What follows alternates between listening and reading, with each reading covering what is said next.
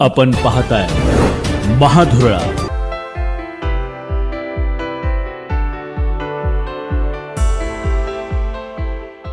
नमस्कार. महाधुरळा युट्यूब चॅनलमध्ये मी गुरु बाळमाळे आपल्या सर्वांचं मनापासून स्वागत करतोय. कोल्हापुरात प्रचंड चुरशीनं मतदान झालेलं आहे आणि आता सर्वांचं लक्ष आहे ते उद्याच्या निकालाकडे. निकाल काय लागणार, कोणाची सत्ता महापालिकेत येणार, कोणाच्या जागा किती येणार, याचीच प्रचंड उत्सुकता या निवडणुकीच्या मतदानानंतर आता लागलेली आहे.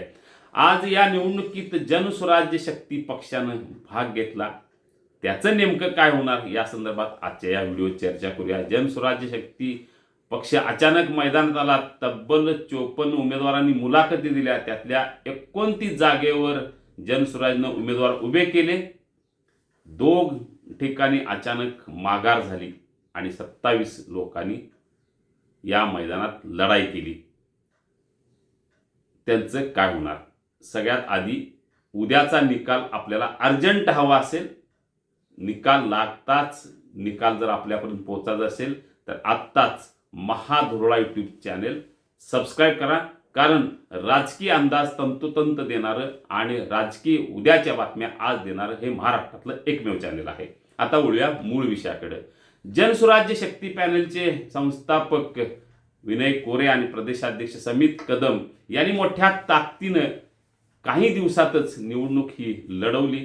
काही प्रभागात निश्चितपणे त्यांनी हवा सुद्धा केली. म्हणजे प्रभाग क्रमांक 8, प्रभाग क्रमांक 13, प्रभाग क्रमांक 11, प्रभाग क्रमांक 17 आणि प्रभाग क्रमांक 19 अशा 5 प्रभागात त्यांनी पॅनल उभं केलं आणि काही प्रमाणात हवा सुद्धा केली.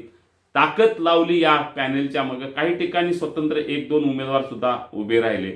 म्हणजे प्रभाग क्रमांक 10 असू दे, प्रभाग क्रमांक 14 असू दे, प्रभाग क्रमांक 18 असू दे, अशा काही ठिकाणीही त्यांनी 1-2 उमेदवार उभे करून ताकद लावलेली आहे.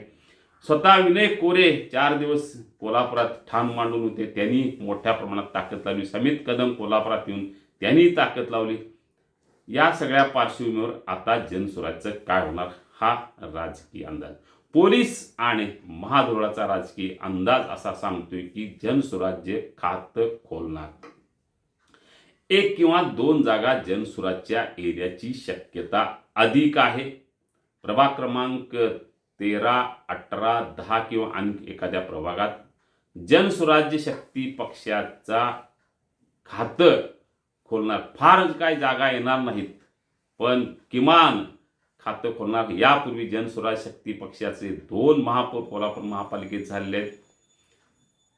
गेल्या वेळची निवडणूक जनसुराजनं न लढवण्याचा धक्कादायक निर्णय घेतला म्हणजे 2015ला. आता मात्र जनसुराज्य शक्ती ताकदीनं मैदानात उतरली. त्याचा फटका कुणाला बसणार हे उद्या नक्की कळेल, 100% कळेल. जनसुराज्य का मैदानात उतरली हे पण कळेल.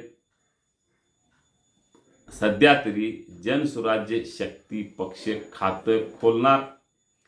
1 किंवा 2 जागा त्यांच्या निवडून येण्याची शक्यता अधिक आहे. हा पोलीस आणि महाधुरळाचा अंदाज आहे.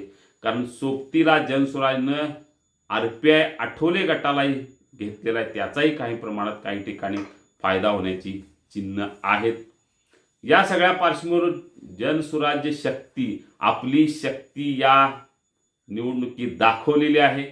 निवडून आलेच तर 1-2 निवडून येणार, नाही आले तर 1 पण येण्याची चिन्ह नाहीत. पण सध्या तरी 1 किंवा 2 निवडून येण्याची चिन्ह अधिक आहेत. निकाल उद्या आहे, त्यामुळं आपल्याला प्रत्यक्ष निकाल लागल्यानंतर कळेलच नेमकं काय जनसुराज्य शक्ती पक्षाची कोल्हापुरात नेमकी शक्ती किती.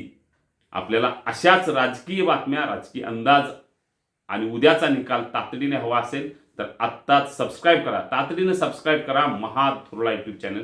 धन्यवाद. हे आहे गोकुळचं श्रीखंड. अगदी जिभेवर रेंगाळणार. जिभेवरच नाही तर मनावरही रेंगाळणार. गोकुळ श्रीखंड, मनावर रेंगाळणार.